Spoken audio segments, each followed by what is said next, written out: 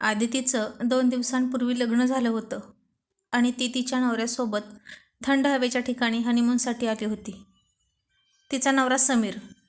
त्या दोघांचं arrange marriage होतं आणि फारच कमी वेळात त्यांचं एकमेकांवरती प्रेम जडलं होतं. आजच ते दोघे हनीमूनला आले होते. ते एका हॉटेलवर थांबलेले होते. आदितीला थोडा सर्दीचा त्रास होता म्हणून समीर तिला आराम करायला सांगून मेडिकलमधून तिच्यासाठी औषध आणायला जातो. ती त्याला नको जाऊ म्हणत होती, पण त्याला आदितीची खूप काळजी वाटत असते. आदिती रूमवर असते. समीर मेडिकलमधून औषध घेतो आणि औषध घेऊन निघताना त्याला त्याच्या घरचा फोन येतो आणि फोनवर बोलण्याच्या नादात त्याचं लक्ष समोरून येणाऱ्या गाडीकडे नसतं आणि त्याचवेळी त्याला ती गाडी धडक देते. समीरच्या हातातून साहित्य खाली पडतं आणि तो दूर फेकला जातो. आदित्य गाडीतून उतरतो आणि त्याच्याजवळ जातो, तर समीर जागीच ठार झालेला असतो. आदित्यसुद्धा त्याच्या मित्रांबरोबर थंड हवेच्या ठिकाणी सुट्टी घालवायला आलेला असतो. आदित्य खूप घाबरलेला असतो. खरं तर त्याची चूक नव्हती. रस्ता पास करताना समीरने पाहिलं नव्हतं. त्याचं लक्ष मोबाईलकडे होतं. पण आता काय करणार? जे व्हायचं ते झालं होतं. आदित्य खूप घाबरलेला असतो. आदित्य त्याचे साहित्य पाहतो. त्याचा मोबाईल फुटलेला असतो. त्याच्या खिशामध्ये त्याला एक डायरी सापडते. त्याच्यामध्ये हॉटेल बुकिंगचं तिकीट असतं. त्या पत्त्यावर तो जातो. आदिती समीरची वाट पाहत थांबलेली. ती आतुरतेने त्याची वाट पाहत असते. पण जसा जसा त्याला उशीर लागेल तसा तसा उत्सुकतेची जागा चिंतेने घेतलेली असते. तोपर्यंत ती खूप छान तयार झालेली असते. सुंदर लाल रंगाची साडी, हातात बांगड्या, भांग भरून कुंकू, ओठाला हलकी लिपस्टिकची शेड, केसात गजरा घालून ती समीरची वाट पाहत होती. इतक्यात रूमची बेल वाजते. समीरच असणार म्हणून तिची धडधड वाढते आणि ती लाजत लाजत नजर खाली करूनच हसतच दरवाजा उघडते आणि पाठ फिरवते. तिची धडधड आता वाढली होती. आता समीर मागून तिला मिठी मारेल असं तिला वाटतं. पण खूप वेळ झाला तरी तो काहीच बोलत नाही. मग ती मागे वळून पाहते, तर समोर समीर नसून आदित्य उभा असतो. त्याला पाहून ती थोडीशी संकोचते. तिला पाहून आदित्यला फार गिल्टी वाटत होतं. तिच्या चेहऱ्यावर नव्या नवरीचे तेज होतं. त्यांचा हनीमून होता. ती किती सुंदर दिसत होती. तिच्या डोळ्यात भविष्याची खूप स्वप्न होती. तिला पाहून तिच्याशी काय बोलावं हेच त्याला समजत नाही आणि ती त्याच्याकडे आश्चर्याने पाहत असते. तुम्ही कोण आहात? असं विचारते आणि मग आदित्य गुपचूप समोरची डायरी तिच्या हातात देतो. त्यामध्ये त्या दोघांचा फोटो असतो. ही डायरी तुमच्याकडे कशी आली आणि समीर कुठे आहे? तिला आता खूप काळजी वाटत होती. तेव्हा आदित्य सांगतो, समीरचा ॲक्सिडेंट झाला आहे आणि तो जागीच. हे ऐकण्या अगोदरच ती चक्कर येऊन पडते आणि आदित्य तिला सावरतो. आदित्य पुढे आता खूप मोठा प्रश्न निर्माण झालेला असतो. तो तिला एकटं सोडून जाऊ शकत नव्हता आणि तिकडे समीरची डेड बॉडी असते. मग तो तिला दवाखान्यात ॲडमिट करतो आणि तिथेच थांबतो आणि तिला शुद्ध येते तेव्हा ती समीर समीर करून खूप रडत असते. आदित्यला तिचा आक्रोश पाहवत नाही. त्याला खूप अपराध्यासारखं वाटत असतं. तिला मी खरं सांगू का? ॲक्सिडेंट माझ्याकडून झाला आहे. मी तिची माफी मागतो. हे ओझं घेऊन मी जगू शकत नाही. मी खूप मोठे पाप केले आहे. त्या दोघांचं नुकतंच लग्न झालेलं होतं आणि समीर तिला सोडून कायमचा दूर निघून गेला होता. आणि आदित्य तिला सगळं खरं सांगण्यासाठी जातो. तेव्हा डॉक्टर त्याला म्हणतात, तुम्ही यांच्यासोबत आहात का? हे पहा, यांना खूप मोठा मानसिक धक्का बसलेला आहे आणि यापुढे एकही धक्का त्या सहन करू शकत नाहीत. त्यामुळे त्यांची काळजी घ्यायला हवी तुम्हाला, नाहीतर त्यांच्या जीवाला सुद्धा धोका होईल.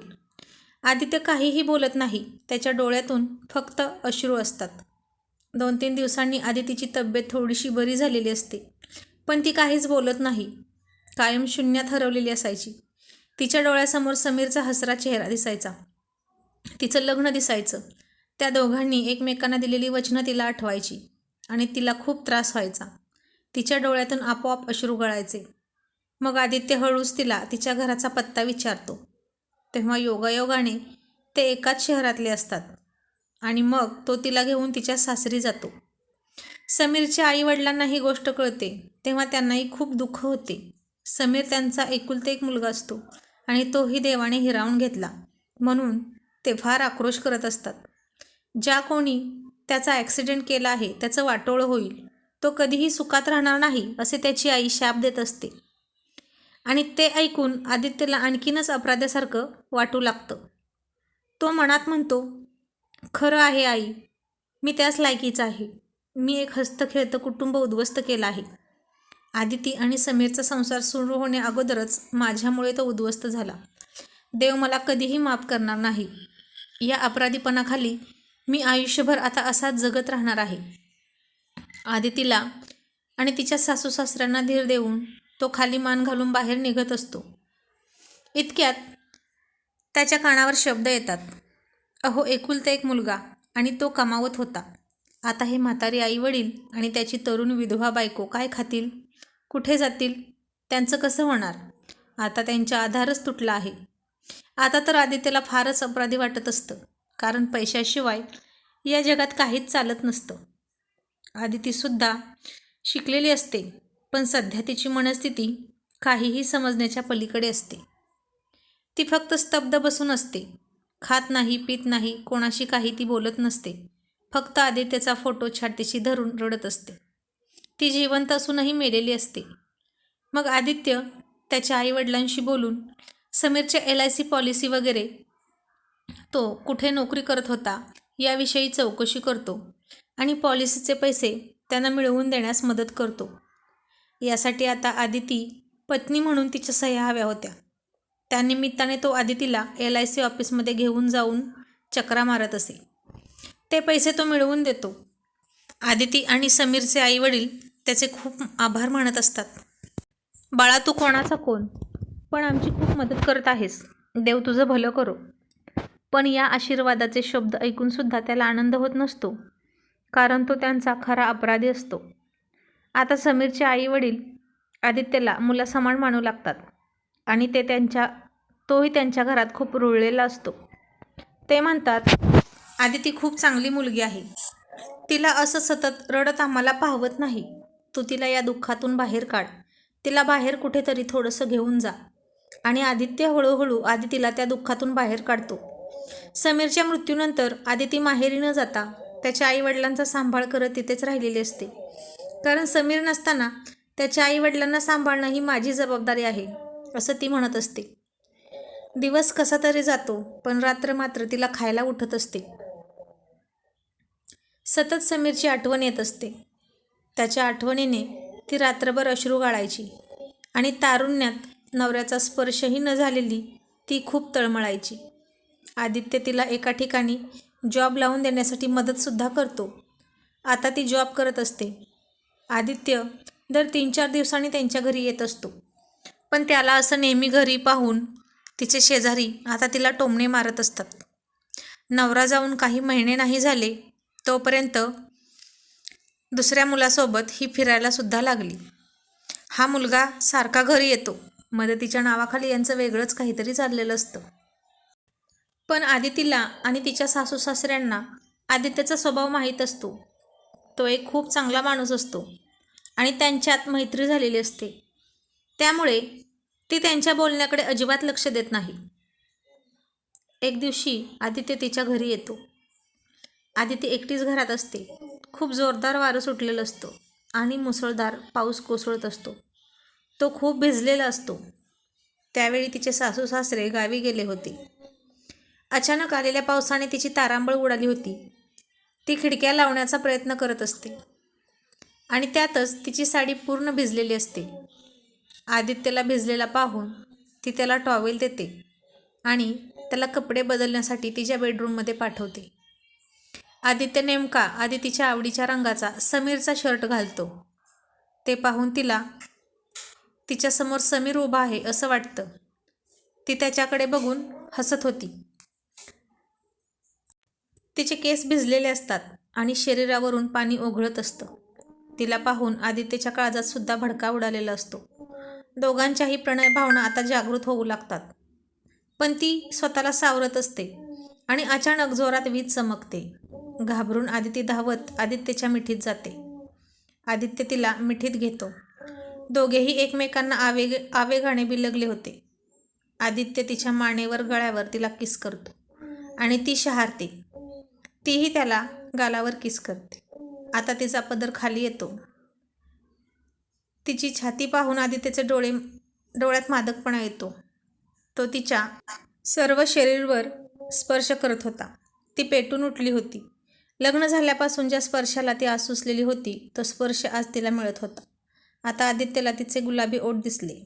तो तिच्या ओठांचा किस घेणार इतक्यात पुन्हा एकदा वीज चमकते आणि दोघेही भानावर येतात. दोघे एकमेकांपासून वेगळे होतात आणि संकोचतात. ती धावत रूममध्ये गेली आणि रडायला लागली. हे मी काय करून बसले? मी समीरच्या प्रेमाला विसरले. मी समीरला धोका दिला असं तिचं मन म्हणत होतं. आदित्यला सुद्धा खूप अपराधी वाटत होतं. 8 दिवस झाले तरीही आदित्य घरी आलेला नसतो. तो आला नाही म्हणून तिला हुरहुर लागली होती आणि एक मन म्हणायचं तो नाही आला तेच बरं झालं. तिची सासू म्हणते, खूप दिवस झालं आदित्य आला नाही.